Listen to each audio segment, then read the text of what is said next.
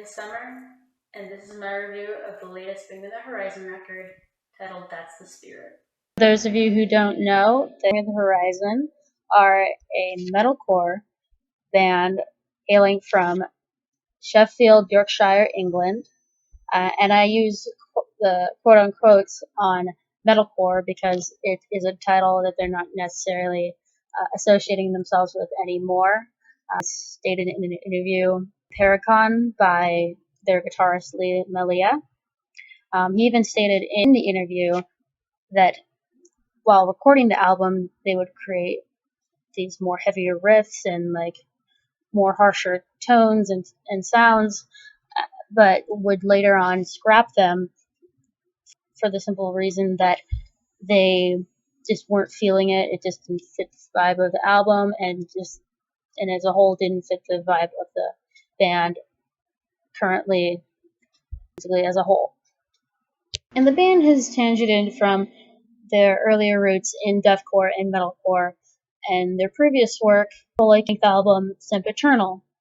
And this album is no different in the fact that it also, and even more so, hears tremendously from the group's formerly heavier associations, with a lot of EDM motifs and plenty of pop and radio-friendly sensibility. The album begins very similarly to that of Sempiternal, which opens up with an electronically driven track called Can You Feel My Heart? And in this occasion, the foil song for that track is called Doomed, which has very caustic ambient beats and very uneven, breathy vocals in the intro, provided most likely by that of infamous Oliver Sykes, which adds a very different and very enticing opener to the album, and very much reels you in and very much instinctively attracts a listener to whatever the artist is looking to direct the attention towards in terms of the theme of the song. As aforementioned, this album does have a lot of pop sensibility, and this is most evident in their lyrical formulas, which do tend to get a bit tired and trite after a while. So that's one thing that makes the album a little less enjoyable, at least for me. And out of a great collection of pretty fine songs, the two that were most missed for me were actually both singles for the album, Throne and Drown, which are, again, the most poppiest sounding ones, and also the ones that are the most trite, disinteresting, and ununique of the album. That being said, though, the album does have plenty of tracks that are interesting and are very hypnotizingly wormy, I guess you could say. All the tracks on here run together very cohesively and have a very solid and smooth flow, even if they do not have a transition between one another. All the songs that had been released prior to the full album, Happy Song and Avalanche, are the two that had struck a chord with me and had the most sonic significance. Both of these tracks in particular just had this impeccably sensuous and just sheer hypnotizing quality to them that had me listening to both of them ad nauseam. A few songs on the album also have a very distinct nu metal inspired vibe to them, such as on the songs Throne and Happy Song, which harken back to such acts as Linkin Park and Deftones from their heyday. And it's due to this fact that these two songs in particular, and kind of the album as a whole, doesn't really impress me that much in terms of sonic quality, despite the aforementioned fact that I enjoyed Happy Song. Even the majority of Bring Me the Horizon's contemporaries are also experimenting with these types of sounds from the last decade. There are some nothing that I haven't heard before. In my humble opinion, I do think it's safe to say that the band is taking the safe route with the release of these two songs, given the resurgence in popularity in this style of music and the fact that their contemporaries in the scene, such as Reclaims Romans and Of Mice and Men, are utilizing the style in their most current work, with which each artist and group does an interesting interpretation of the style for current trends. It doesn't necessarily leave much room for uniquity in each individual group's sound, in my opinion. In addition to the apparent nu metal influences displayed on this record, there also appear to be a few other styles of music being experimented with as well. Styles that include, but probably aren't limited to, post-grunge, indie rock, 80s synth pop, and elements of R&B.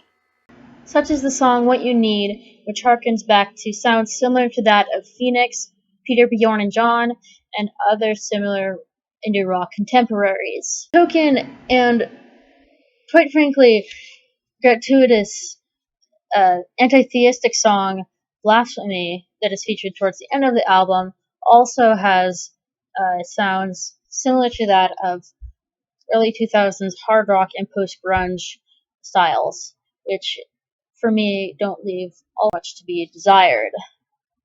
There's also the final song of the album, Oh No, which features the R&B and 80s synth pop styles that I had mentioned earlier, which seemed out of place on this album, especially given the fact that it includes a trumpet or trombone or some other kind of horn instrument of some sort.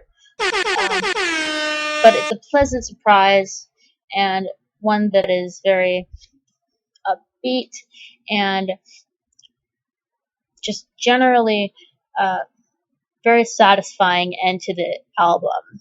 I would now like to take a moment to talk about the album artwork featured for this release. A lot of the album deals with such issues as depression and suicide, and not only are the simple yet telling white symbols superimposed over pastel colors used for such songs as Throne, True Friends, and Happy Song useful for adding a nice touch to the album, but the cover itself, in its own simplistic way, presents a very succinct and clear message of what it means to be depressed and how depression feels for those who have suffered from it.